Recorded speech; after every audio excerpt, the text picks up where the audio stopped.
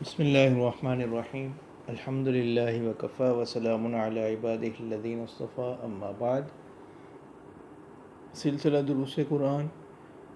اس ضمن میں دوسرے پارے کے مضامین کا خلاصہ بیان کیا جاتا ہے، اور سامعین کے لیے بہتر یہ ہوگا اور انشاءاللہ اس صورت میں فائدہ ہوگا کہ اگر اس کو سنتے وقت اس کے ساتھ قرآن مجید رکھ لیا جائے۔ دوسرے پارے کا آغاز بالکل پہلے رکوع میں اللہ تعالیٰ تحویل قبلہ کو بیان فرما رہے ہیں۔ مدینہ منورہ ہجرت کے بعد تقریباً 16 اور بعض روایات میں 18 ماہ تک مسلمان بیت المقدس کی طرف منہ کر کے نماز پڑھا کرتے تھے۔ آپ صلی اللہ علیہ وسلم کی یہ خواہش تھی کہ قبلہ جو ہے وہ بیت اللہ ہو جائے، تو اللہ تعالیٰ کی طرف سے جب یہ تحویل قبلہ کا حکم نازل ہوا تو یہودیوں نے اس پر طرح طرح کے اعتراضات شروع کر دیے کہ اب کس چیز نے مسلمانوں کو ان کے قبلے سے پھیر دیے۔ تو اس کا جواب اس پارے کے آغاز میں اللہ تعالیٰ نے دیا کہ اصل جو مقصود ہے وہ اللہ تعالیٰ کی عبادت ہے، اصل مقصود جو ہے وہ کوئی خاص سمت یا کوئی خاص جہت نہیں ہے۔ اصل مقصود یہ ہے کہ اللہ تعالیٰ کی عبادت کرنی ہے اور اسی طرح کرنی ہے جیسے اللہ تعالیٰ نے بتلایا۔ اور دوسرے رکوع میں اللہ تعالیٰ نے بتلا دیا کہ جتنی بھی جہات ہیں یہ تمام اللہ تعالیٰ ہی کی ہیں۔ تو اللہ تعالیٰ نے ہی حکم دیا کہ اب بیت اللہ کی طرف منہ کر کے نماز پڑھو، تو اس میں بھی اللہ تعالیٰ کی طرف سے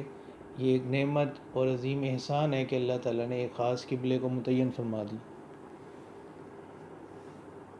اور اسی طرح اللہ تعالیٰ نے اپنی ایک نعمت یہاں اور ذکر کی، وہ یہ کہ ہم نے اس پیغمبر کو رسول بنا کر بھیجا، یعنی آپ صلی اللہ علیہ وسلم کو۔ پھر اسی رکوع کے اندر اللہ تعالیٰ نے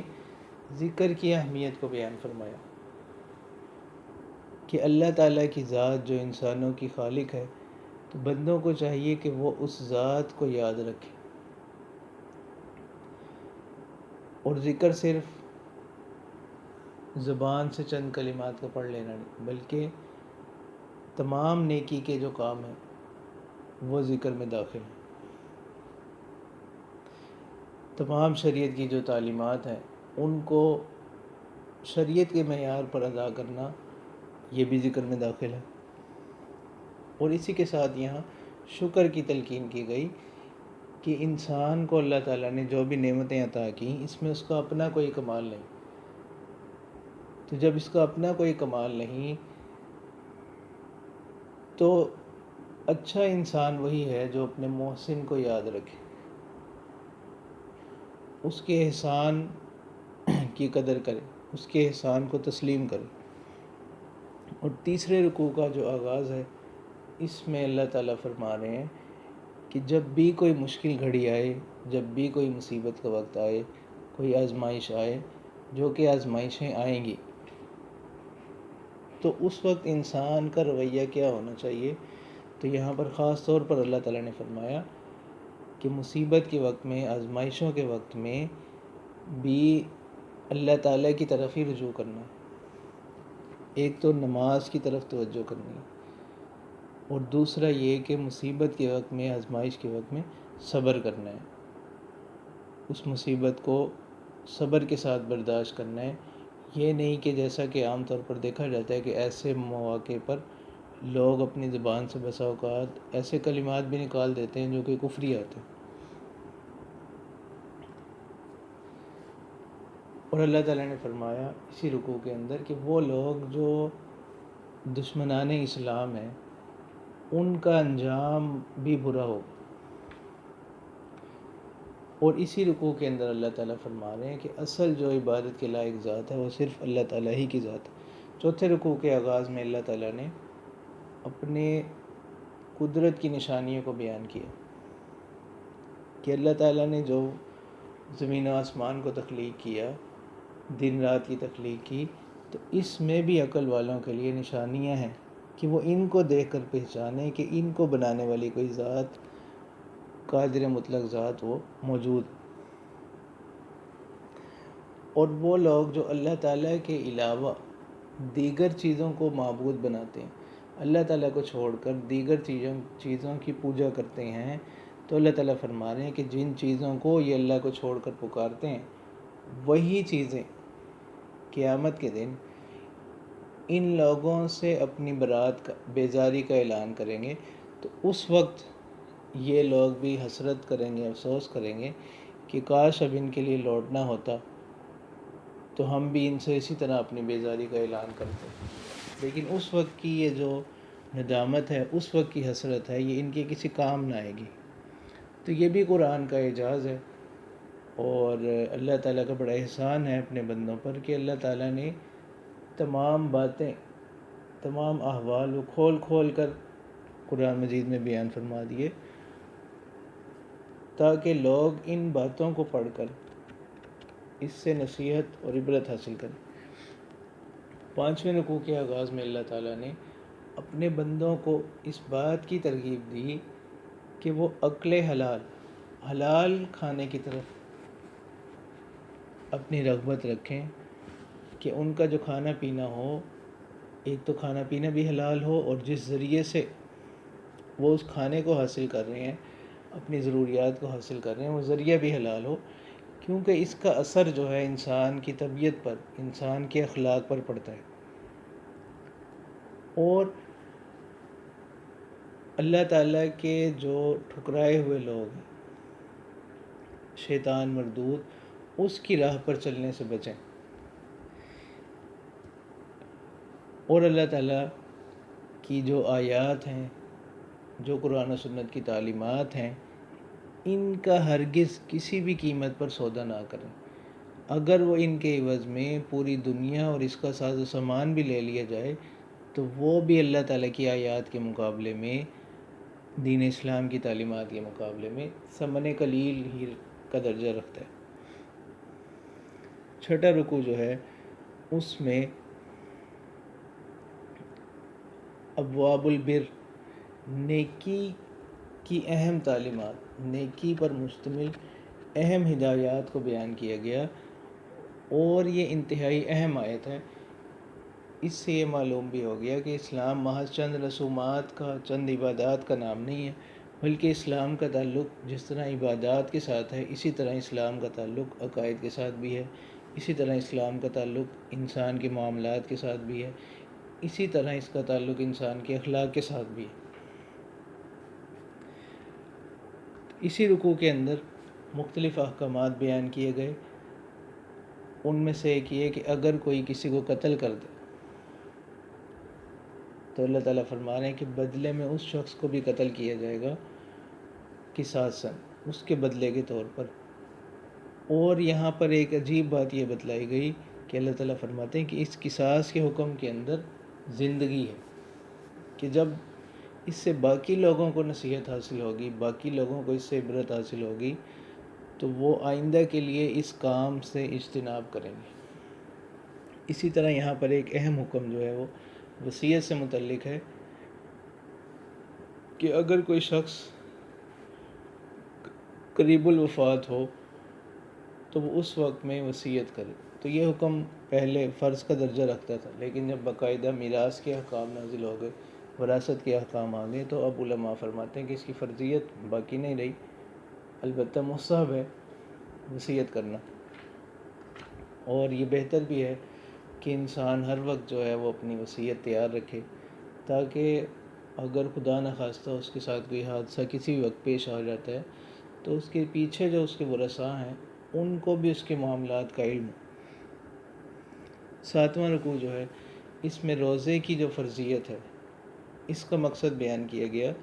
کہ روزے اس لیے فرض کیے گئے تاکہ لوگ پرہیزگار ہو جائیں، اللہ تعالیٰ کے قریب ہو جائیں.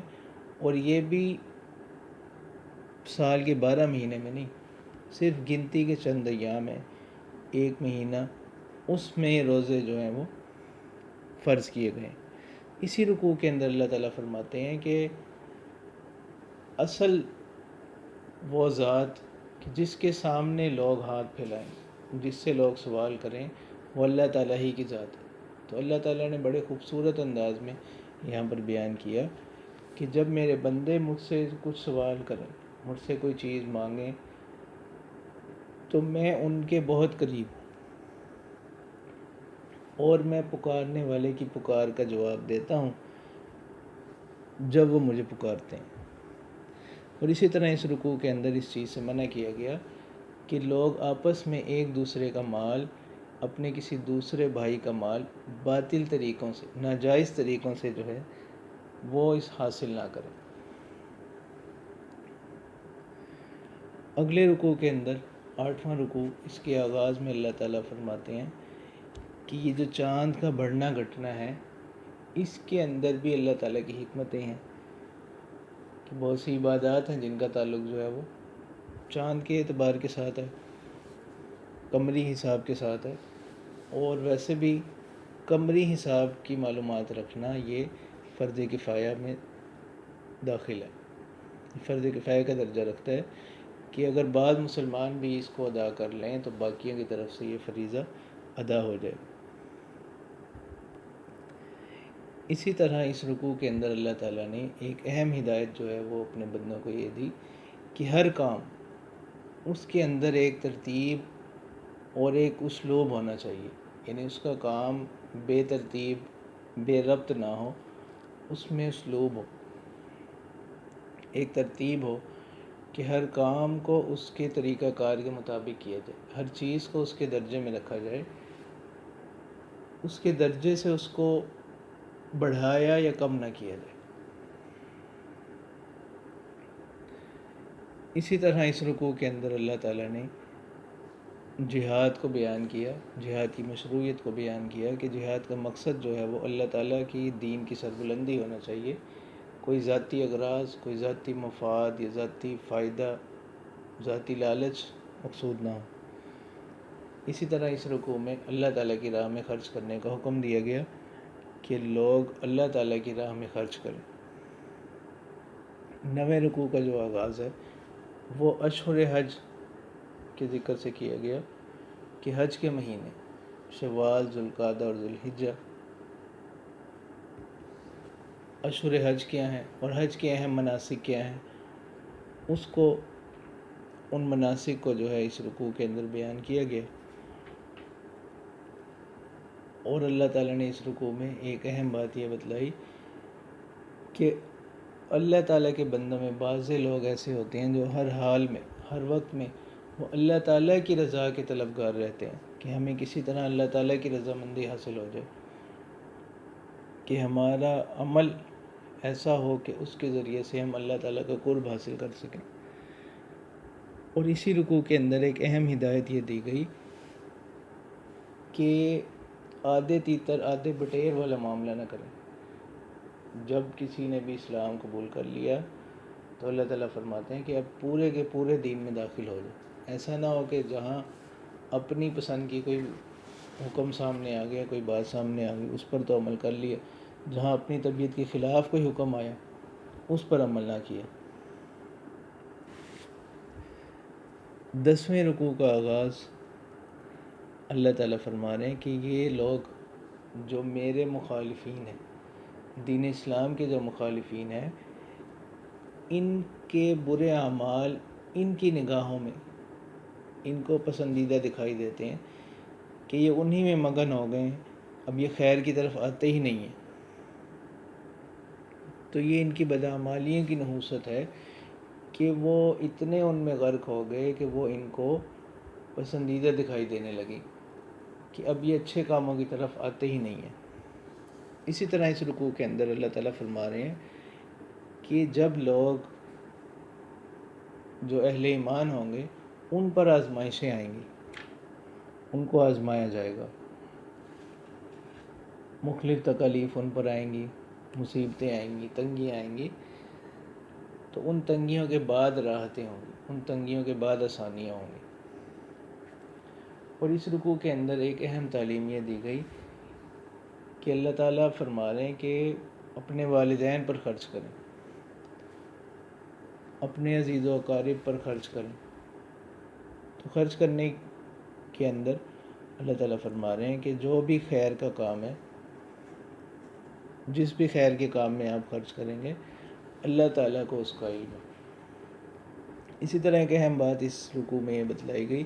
کہ بسا اوقات یہ ہوتا ہے کہ انسان کچھ چیزوں کو ناپسند کرتا ہے، لیکن وہ انجام کا اس کے لیے خیر کی نکل آتی ہیں، اور بسا اوقات یہ ہوتا ہے کہ انسان کسی چیز کو پسند کر رہا ہوتا ہے ابتدا میں، لیکن اس کا انجام ہوتا ہے وہ اس کے حق میں اچھی نہیں ہوتی۔ تو ایسا ہوتا ہے معاملات کے اندر۔ 11واں رکوع جو ہے اس کا آغاز اللہ تعالیٰ نے حرمت والے مہینوں کے تذکرے سے کیا۔ زمانہ جاہلیت میں یہ طریقہ تھا کہ حرمت والے مہینوں کے اندر وہ ایک دوسرے سے قتل و قتال نہیں کرتے تھے، یہاں تک کہ اگر کوئی کسی کا دشمن بھی سامنے آ جاتا وہ اس کو بھی کوئی نقصان نہیں پہنچاتے تھے حرمت والے مہینوں کے اندر۔ تو یہاں پر بھی حرمت والے مہینے اور ان میں قتال سے متعلق احکام بیان کیے گئے کہ ابتداً تو اس میں قتال نہ کیا جائے، البتہ اگر دشمن ان مہینوں میں ابتدا دشمن کی طرف سے ہو تو پھر اپنے بچاؤ کے طور پر ان سے کیا کیا جا سکتا ہے، قتال کیا جا سکتا ہے۔ تو حرمت والے مہینے ذوالقعدہ، ذوالحجہ اور محرم، اور ایک مہینہ رجب کا، یہ 4 مہینے حرمت کے ہیں۔ اسی طرح اس رکوع کے اندر اللہ تعالیٰ نے شراب کی اور جوئے کی قباحتوں کو بیان کیا کہ ان میں اگرچہ فائدہ بھی نظر آتا ہے لیکن ان کا نقصان ان کے فائدے سے زیادہ ہے۔ اور اسی رکوع کے اندر ایک اصول یہ بیان کیا گیا کہ مسلمان مرد یا مسلمان عورت وہ کسی مشرک مرد سے یا مشرکہ عورت سے یہ نکاح نہیں کر سکتا، ان سے نکاح نہ کریں۔ 12ویں رکوع کا آغاز اللہ تعالیٰ نے اس بات سے کیا کہ عورت کی زندگی میں ہر مہینے کے اندر کچھ مخصوص ایام اس کی ناپاکی کے آتے ہیں، تو ان ایام کے اندر اللہ تعالیٰ فرما رہے ہیں کہ زوجین باہمی تعلق قائم نہ کریں، البتہ اس کے جسم کے باقی حصوں سے وہ نفع حاصل کر سکتا ہے، لیکن خاص جو ایک قربت کا تعلق ہے اتنے عرصے میں یہ قائم نہ کریں۔ پھر اسی رکوع کے اندر ایک خاص اصطلاح بیان کی گئی، ایلا اس کو کہا جاتا ہے، کہ اگر کوئی شوہر یہ قسم کھا لے کہ وہ اپنی بیوی کے قریب نہیں جائے گا اور اس پر 4 مہینے گزر جائیں تو وہ خود بخود وہ اس سے جدا ہو جائے گی، ان کے درمیان علیحدگی واقع ہو جائے گی، اور اگر اس سے پہلے وہ اپنی اس قسم سے رجوع کر لیتا ہے کفارہ دے کر تو پھر ان کا تعلق اسی طرح بحال ہو جائے گا۔ 13ویں رکوع میں اللہ تعالیٰ نے طلاق سے متعلق جو تفصیلات ہیں ان کو بیان کیا۔ تو یہ بھی اسلامی تعلیمات کی ایک خوبصورتی ہے کہ اسلام نے ہر طرح کی تعلیمات کو واضح کر کے بیان کیا۔ جس طرح نکاح کے ذریعے سے ایک مرد اور ایک عورت یہ ایک دوسرے کے ساتھ منسلک ہو جاتے ہیں، ان کا تعلق ایک دوسرے کے ساتھ قائم ہو جاتا ہے، لیکن چونکہ انسان کی طبیعتیں مختلف ہوتی ہیں تو بسا اوقات کوئی ایسی صورت پیش آ جاتی ہے کہ جن میں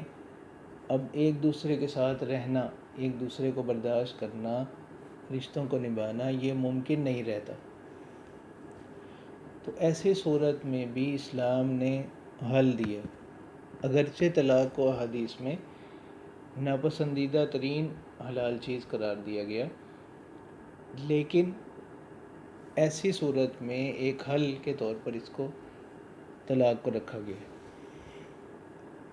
اور اس میں زمانہ جاہلیت کی رسم کی بھی اسلام نے اصلاح کر دی کہ زمانہ جاہلیت میں طلاق دینے کا کوئی خاص طریقہ متعین نہیں تھا، وہ کئی طلاقیں اکٹھی دے دیتے تھے، یا بس اوقات طلاق دے کر بھی وہ اسی خاندان میں ہی عورت کو رکھتے۔ تو اسلام نے اب اس طلاق کی جو رسم ہے اس کی اصلاح کر دی کہ اگر تو کوئی شخص ایک طلاق دیتا ہے تو وہ دوبارہ اس بیوی کے ساتھ تعلق قائم کرنے کا حقدار ہے اور حق رکھتا ہے. اگر 2 طلاق دے رہتا ہے پھر بھی رکھتا ہے. لیکن جب وہ تیسری مرتبہ بھی اس کو طلاق دے دے تو اب یہ دونوں اس کے دونوں میاں بیوی جو ہے اب یہ اکٹھے نہیں رہ سکتے. اب ان کے درمیان علیحدگی ہو جائے گی، ان کے درمیان جدائی ہو جائے گی. البتہ اب اگر یہ اکٹھے ہونا چاہتے بھی ہوں تو پھر اس کا طریقہ یہ ہوگا کہ عورت کسی اور مرد سے نکاح کر لے. پھر اگر کسی وجہ سے وہ اس عورت کو چھوڑ دے تو اپنا وہ عرصہ، عدت کا جو عرصہ ہے وہ پورا کرنے کے بعد یہ دوبارہ ایک دوسرے سے نکاح کر سکتے ہیں. لیکن عام طور پر اس کی جو بدترین شکلیں ہمارے معاشرے میں رائج ہیں ان پر احادیث میں ایسا کرنے والے مرد اور ایسا کرنے والی عورت پر اللہ تعالیٰ کے رسول صلی اللہ علیہ وسلم نے لعنت فرمائی. اسی طرح یہاں پر اس رکوع کے اندر اس حوالے سے بتلایا گیا کہ مہر جو ہے یہ عورت کا حق ہے کہ جب ایک مرد کا کسی عورت کے ساتھ نکاح ہو جائے تو مہر کے طور پر جو بھی رقم یا کوئی بھی چیز وہ مہر کے طور پر متعین کی جائے، مقرر کی جائے تو وہ اس کو دی جائے گی. 14ویں رکوع کا آغاز وہ اللہ تعالیٰ نے اس بات سے کیا کہ پرورش، جو اولاد کی پرورش ہے اس میں زیادہ حق جو ہے وہ ماں رکھتی ہے. البتہ اگر ماں اس بات کا مطالبہ کرے یا کسی وجہ سے دونوں میں علیحدگی ہو جائے اور بچہ کوئی چھوٹا ہو تو وہ ماں کی پرورش میں ہی رہے گا، لیکن اس کا خرچ جو ہے وہ شوہر کے ذمہ ہوگا. تو وہ اپنی طاقت کے بقدر جو ہے اس کا خرچ اس کو دے گا. اسی طرح اس رکوع کے اندر عدت کو بیان کیا گیا کہ عدت کیا چیز ہے. عدت کہتے ہیں کہ اگر کسی سبب سے مرد اور عورت کے درمیان علیحدگی ہو جائے تو ایک خاص عرصہ عورت گزارتی ہے، اس خاص عرصے کو عدت کہا جاتا ہے. تو اگر علیحدگی طلاق کی وجہ سے ہو تو 3 مہینے تقریباً 3 مہینے جو ہے وہ اس کی عدت بنے گی عورت کی. اور اگر مثلاً شوہر فوت ہو گیا تو اس وقت اس عورت کی عدت یہ ہوگی 4 ماہ 10 دن. یعنی اتنے عرصے میں یہ عورت کسی اور شخص سے نکاح نہیں کرے گی اور نہ ہی اس حالت میں کوئی اس کو نکاح کا پیغام بھیجے، نہ یہ خود کسی کو نکاح کا پیغام بھیجے. تو یہ خاص عرصہ جو اس عورت نے گزارنا ہے اس کو عدت کہا جاتا ہے. 15واں رکوع جو ہے اس کے اندر اللہ تعالیٰ نے اس چیز کو بیان کیا کہ جس عورت کی شوہر کے ساتھ علیحدگی ہو گئی، کسی وجہ سے ان کے رشتے میں نباہ نہیں ہو سکا، تو اس عورت کو بھی بالکل ایسے نہیں کہ چھوڑ دینا کہ بس چھوڑ دیا ایسے ہی. تو اس بارے میں بھی ہمیں اس دین اسلام کی تعلیمات یہ ہیں کہ اچھے طریقے کے ساتھ اس کو علیحدہ کرنا ہے اور اس کے کہ کچھ نہ کچھ اس کو دے دیا جائے ایسے موقع پر بھی. 16واں رکوع جو ہے اس میں جہاد کا مقصد اور اس کی حکمت بیان کی گئی اور اس زمن میں بنی اسرائیل کے 2 قصے بیان کیے گئے کہ جہاد کا مقصد جو ہے وہ کوئی ذاتی مفاد یا غرض نہ ہو، بلکہ جہاد کا مقصد جو ہے وہ صرف اور صرف اللہ تعالیٰ کے کلمے کی سربلندی ہو، اللہ تعالیٰ کی رضا اس سے مقصود. 17واں رکوع جو ہے اس پارے کا آخری رکوع،